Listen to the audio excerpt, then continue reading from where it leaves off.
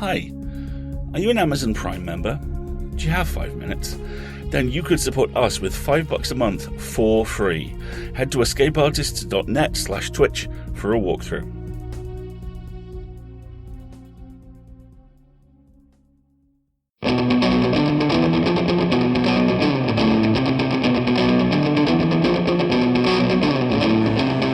Escape Pod, Episode 774, A Wild Patience, by Gwen Garfinkel, Part 3 of 3.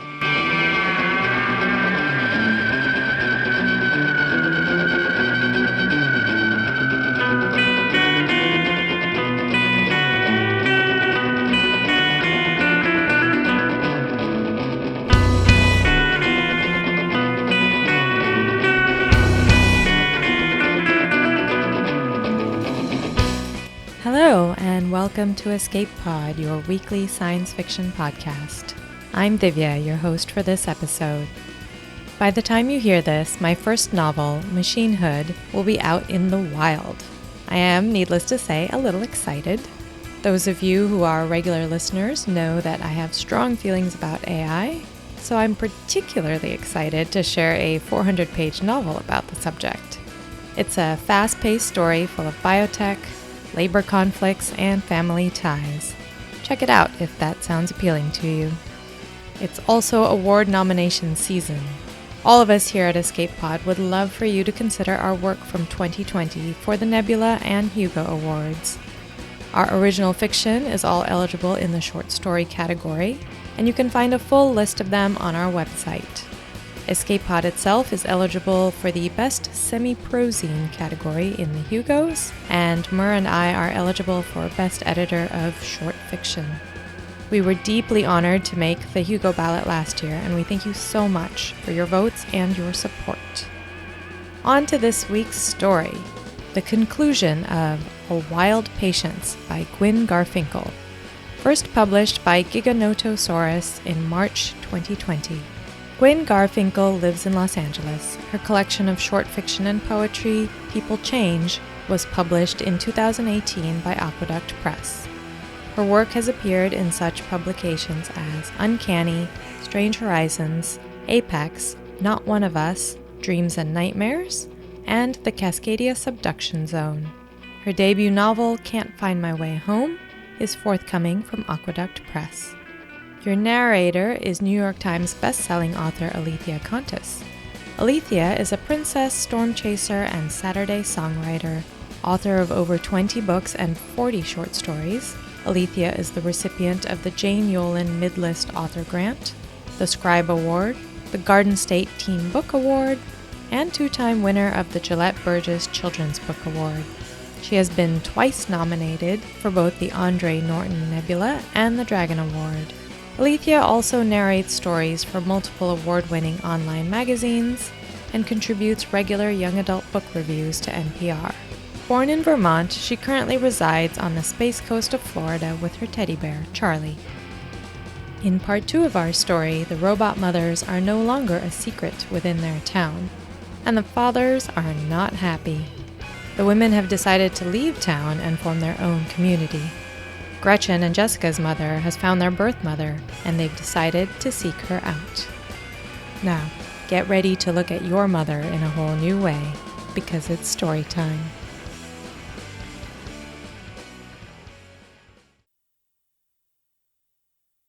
A Wild Patience by Gwen Garfinkel.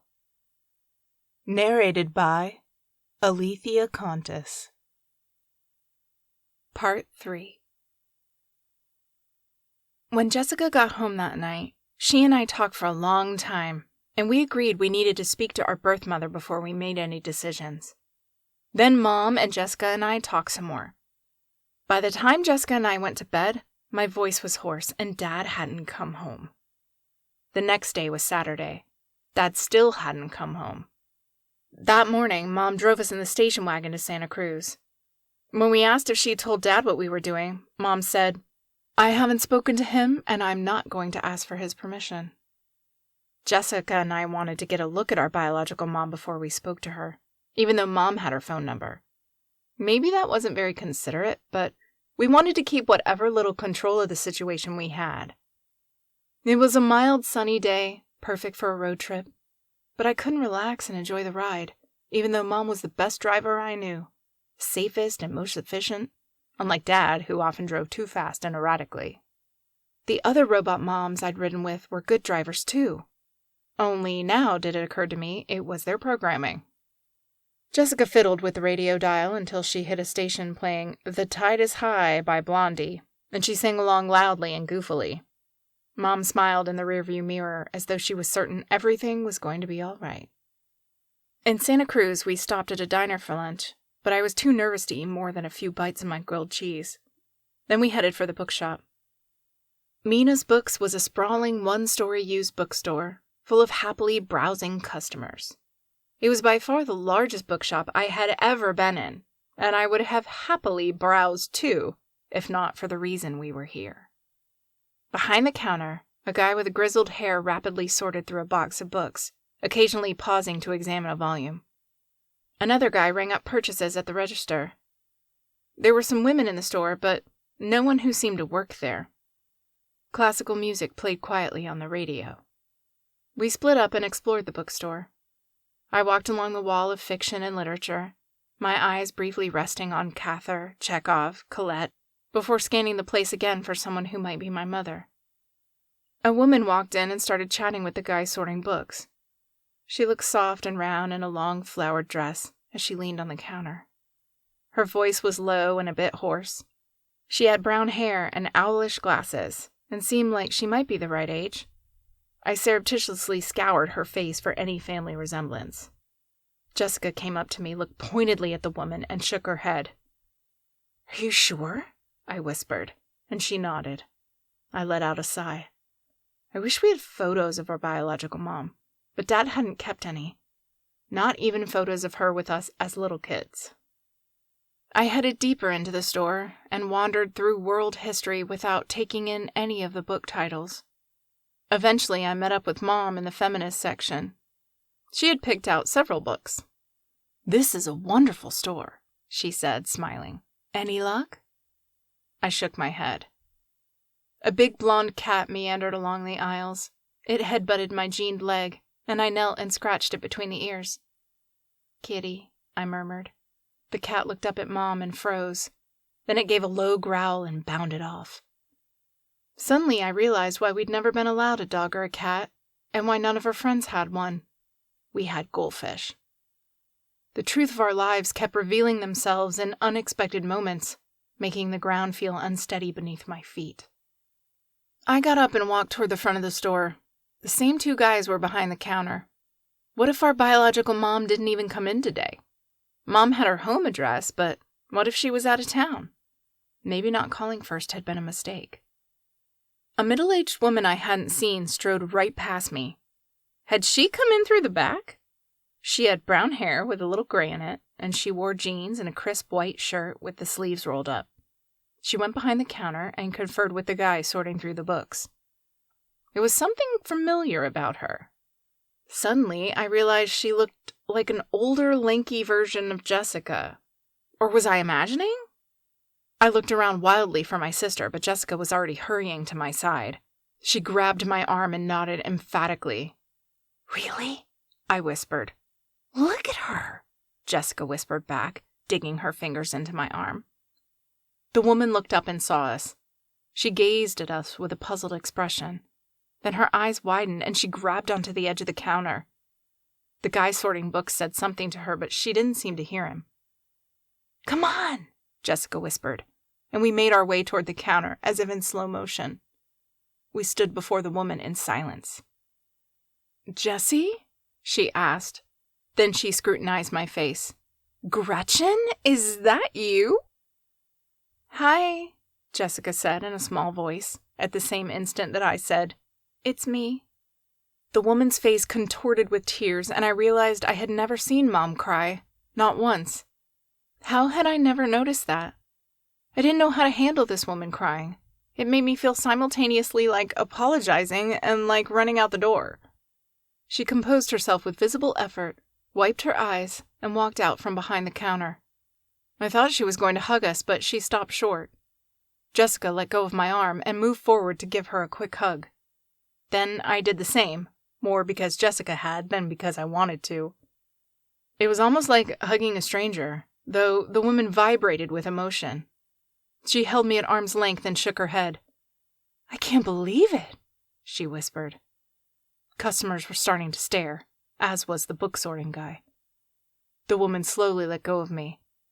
Only then did I notice Mom standing there, clutching her armful of books. "Mina, I'm Judy," she said. "Your store is wonderful." She set the books on the counter and held out her hand for Mina to shake.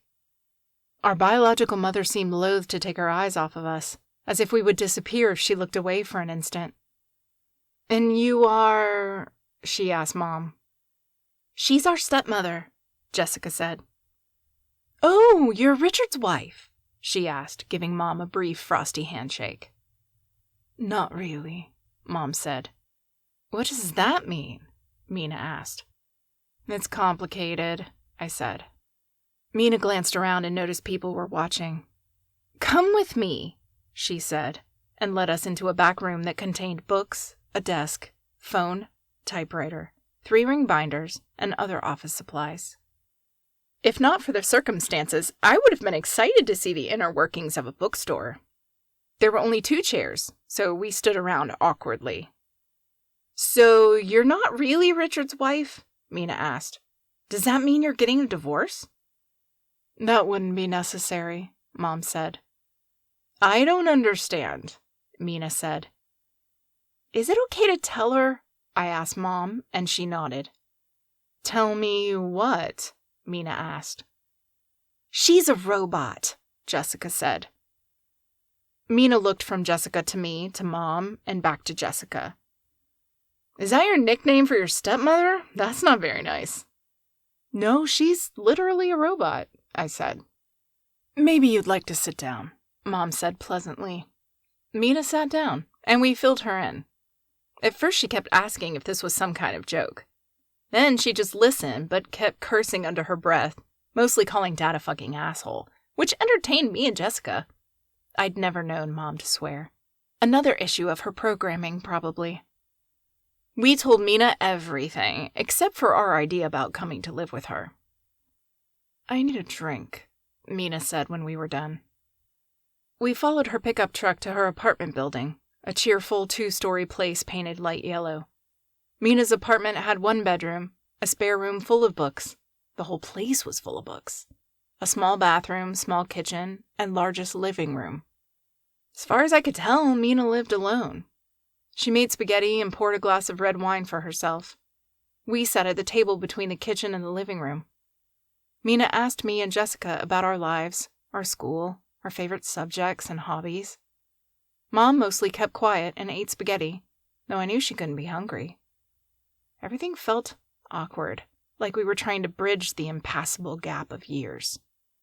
"So do you have a girlfriend, Mina?" Jessica blurted out. Mina blinked at her. "Why do you ask?" "Dad said, I thought..." Jessica looked down at her plate and muttered, "He said you liked women, not men, and that's why you got a divorce." Mina gave a laugh. "Of course he did." She sipped her wine.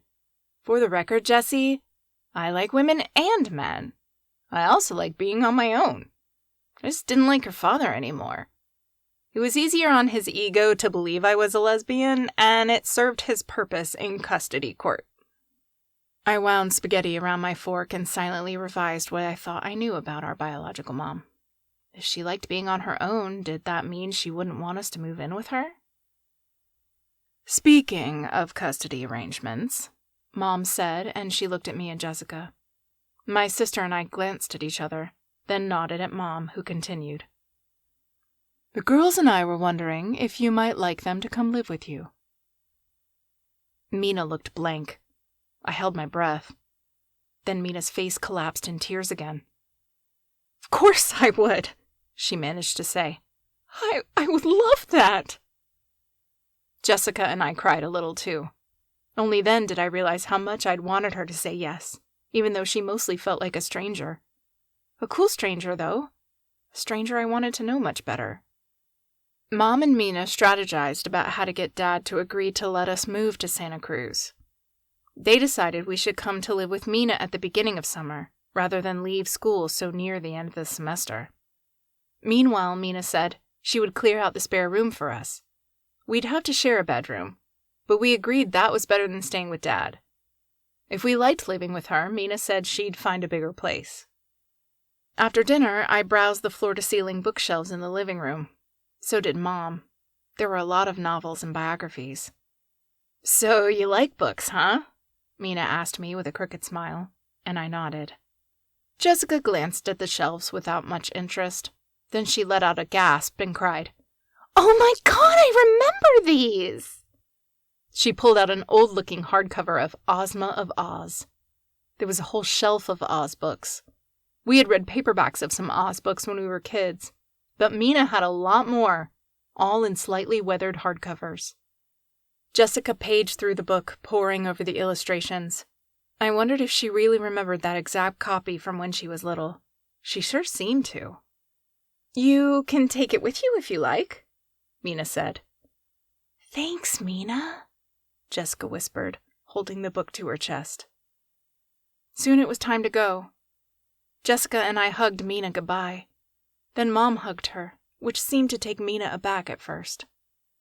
In the car on the way back to Ramseyville, I thought about what Mina had said about liking women and men, and being on her own.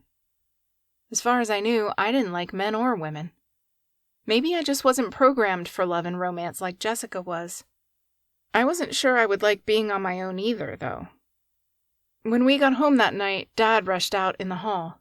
"Where have you been?" he demanded. His face was stubbly, his tan pants and polo shirt rumpled. I smelled sweat and whiskey on him, and took a step back. "What are you doing here?" Mom inquired. Dad stared wild-eyed at her. "What am I doing here? This is my house!" She kept looking at him, her head cocked to one side. Finally, he said, "I came to pick up a few things. When none of you were here, I thought—" "You thought what? That I'd kidnap the girls?" Mom's tone was light and curious. "Really, Richard, don't be so dramatic." He'd come to pick up a few things. I wondered where he was staying. "I called that boyfriend of yours," Dad told Jessica. "He wouldn't tell me where you were." "You called Tom?" Jessica rolled her eyes. She was carrying Mina's copy of Ozma of Oz. "What's that?" he asked, as she clutched the book tighter. "Where were you all day? Book shopping?" He made it sound like a crime. "As a matter of fact, we did go book shopping," Mom said, and she turned her paper bag of books around so Dad could see the Mina's Books logo with its cartoon bookshelves. "Did you know your ex-wife runs a bookshop?" Dad's mouth dropped open. "We let Mina know what's been going on around here," I said. I could barely believe how calm I sounded. I expected Dad to yell at me, but he just went pale and quiet. "The girls would like to go live with Mina for a while," Mom said. "For the summer, and perhaps longer." Dad's mouth trembled like he might actually start to cry. I'd never seen him cry, and in spite of everything, I felt that Jessica and I were hurting his feelings. But then he said, perhaps that would be for the best. The situation here has become untenable. Jessica and I exchanged looks of amazement. "I'd rather the girls live with Mina than with you," he added nastily, glaring at Mom. "None of this is Mom's fault, Dad," I said. Dad looked at me with a solemn expression. "I know you won't believe this, but I did all of this for you." "That's crap, Dad," Jessica said. "You did it because you could." He shook his head as if trying to block out her words. Then he rounded on Mom. "And what about you, Judy? I hope you don't think you're going to freeload here with me when the kids are gone." Mom stared at him. Then she laughed and laughed. I've been working at Mina's bookstore this summer. Jessica finally got to cut her hair short and dye it purple, though she might have to dye it back when school starts, and she has to hide it under a pink and white hat at her ice cream parlor summer job. Mom waitresses at a local cafe. Many of the other moms moved to Santa Cruz, too. mostly the ones whose kids opted to stay with their dads or go live with their biological moms or other family. Tom still lives in Ramseyville with his dad, but he visits Jessica often.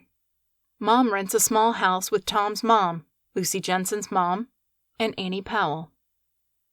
Soon after we got settled in Santa Cruz, Mr. Ivers tried to shoot Mrs. Ivers with a handgun, but he was drunk and missed. Then he turned the gun on himself, or at least, that's what the newspapers said. Cecilia doesn't like to talk about it. She and Mrs. Ivers moved to Santa Cruz too when the furor died down. Jessica and I haven't visited Dad since we moved, though we talk on the phone. He's thinking of getting transferred to another branch of his office in Phoenix. A lot of people have been leaving Ramseyville, especially after what happened with Mr. Ivers. Mom said Dad's having an affair with his secretary. Maybe he already was before all of this started. Mina's place is kind of close quarters with me and Jessica here. We've been looking at apartments. We want to be all moved in before school starts in the fall. It'll be weird to make new friends who have regular flesh and blood moms. Then again, we have Mina, but she's more like a friend than a mom. She hasn't figured out how much she should lay down the law with us yet, like when Jessica stays out late with Tom. Mina doesn't like punk rock any more than Dad did, though she at least tries to listen. She's into Joni Mitchell, which makes Jessica groan, though I secretly like some of her songs. It's nice to be near the water instead of in landlocked Ramseyville. It's still all such a big change, though. I have nightmares about Dad taking Mom apart, arms and legs scattered everywhere, and the moms shooting the dads, and other scary stuff. Mina says that's understandable. Mom loves to visit the bookstore. This afternoon, Mina was teaching me how to work the cash register while harpsichord music played on the radio, and Mom came in with Mrs. Ivers and Mrs. Jensen. Seeing I was busy, Mom just smiled and waved at me, and the three of them wandered off to browse. The usually laid-back bookstore cat let out a yowl and jumped up onto the counter. "I know what you mean, Jojo," Mina murmured, stroking him. She smiled wryly at me. "I do like them, you know," she said under her breath. "They're just disconcerting." Mom and her friends stood in front of the poetry section, deep in conversation about some paperback. The bearded guy who just bought a bunch of mysteries turned to ogle Mrs. Ivers, auburn hair flowing down her back. The mothers seemed to feel eyes on them. As one, they turned and leveled a stare at him, and my breath caught. Clutching his paper bag, the guy walked out the door, and the women returned to their conversation. Mom's hair was still just as short as the day she'd lopped it off. Mrs. Jensen had a few splotches of paint, red and purple and orange, on her t-shirt and jeans. And I remember what Lucy Jensen had said about her painting a mural of the moms on their kitchen wall. I wondered whether the mural was still there back in Ramseyville. Probably Mr. Jensen had painted over it. That was okay. The mothers looked happy. They looked so alive. In their quiet way, they looked so punk rock. Though, if you didn't know what they were, they must have seemed like ordinary middle-aged women.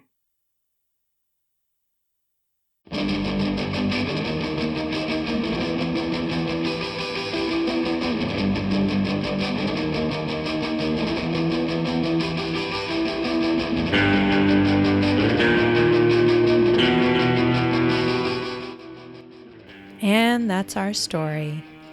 Several years ago, the author, Gwen Garfinkel, wrote a poem called Misogyny, inspired by the Stepford Wives movie, the 1975 version, as part of an ongoing series of poems inspired by classic horror movies that started her wondering how someone would react if they found out their mother was a robot. And a wild patience grew from there. The novelette is also her love letter to the life-changing poetry of Adrienne Rich, Audre Lorde, Alta, and other feminist poetry that she first read in the 1980s. In a recent interview I did, I was asked if my novel was a response to an existing work of science fiction, because so many stories are in conversation with works that have come before. This is very much the case for A Wild Patience, which is a feminist and female answer to the original movie. There have been other movies that explored alternate versions of this story, But this version is the first that I've come across that looks at the robot's perspective, rather than assuming that an enslaved machine is a permanent state of being. A Wild Patience questions what women's liberation could mean to a robot. It's an interesting lens through which we can examine some of the same questions raised by Rossum's Universal Robots, which is having its 100th anniversary this year. The women's lib movement of the 1960s and 70s pushed for the freedom to self-actualize, to reach one's full potential without having to sacrifice one's ambitions for the sake of others. In 2021, this concept has moved on to questions that are more complicated. From a philosophical standpoint, can anyone be a member of society without giving up some of their desires? Can self-actualization happen in a way that's environmentally sustainable and racially equitable? How do we balance the needs of parenting and career in a way that's fair to all people in all types of relationships? While this story doesn't try to answer those questions, I love that it never doubts the right of the robot women to have independence, to pursue their own goals, and to be their own people. Come back next week for Spaceship October by Greg Van Eekhout, one of the stories in the Escape Pod 15th Anniversary Anthology. Escape Pod is a production of Escape Artists Inc. and is brought to you with a Creative Commons Attribution, Non-Commercial, No Derivatives license. Don't change it, don't sell it, do go forth and share it. If you'd like to support Escape Pod, please rate or review us on Spotify, Apple Podcasts, or your favorite app. We are 100% audience supported, and we count on your donations to keep the lights on and the servers humming. You can donate via patreon.com by searching for Escape Artists, or via PayPal through our website, escapepod.org. Patreon subscribers now have access to exclusive merchandise and can be automatically added to our Discord, where they can chat with fans and staff. Our opening and closing music is by Daikaiju at daikaiju.org. And our closing quotation this week is from Alta Gary. I called the press shameless hussy because my mother used that term for women she didn't approve of, and no one approved of what I was doing.